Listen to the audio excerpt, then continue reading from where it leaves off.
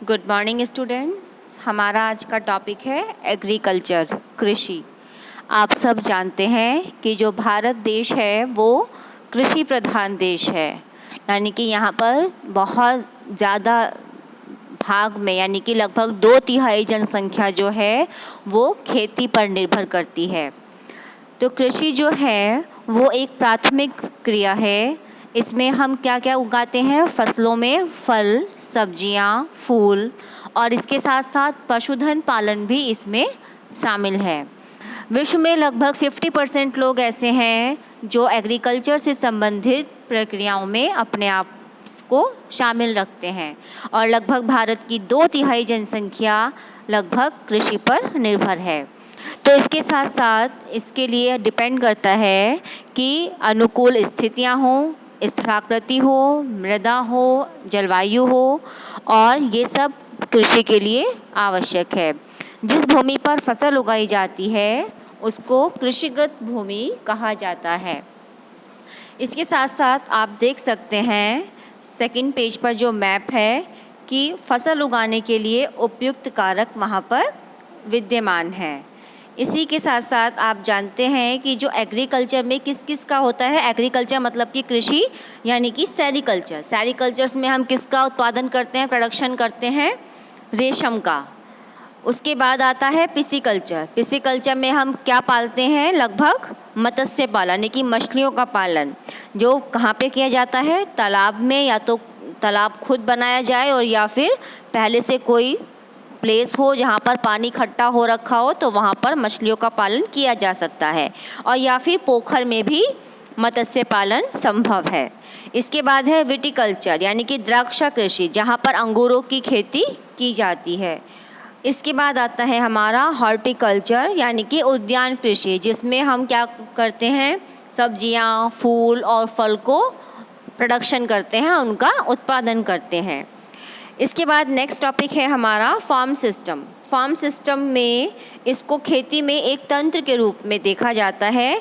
इसके साथ साथ इसमें इम्पॉर्टेंट जो रोल प्ले करते हैं वो है इसमें बीज, हम कैसा बीज ले रहे हैं कृषि के लिए, इसके फर्टिलाइज़र्स, मशीनरी और लेबर।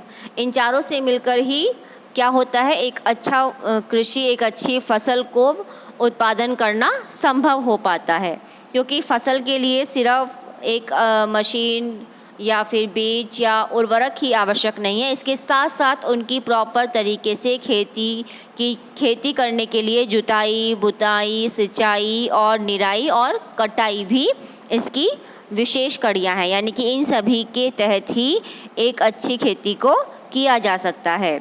तो इसके अंतर्गत फसल, ऊन, डेयरी और कुटकुट उत्पाद आते हैं, यानी कि इसके तहत ये सब उत्पादन संभव है।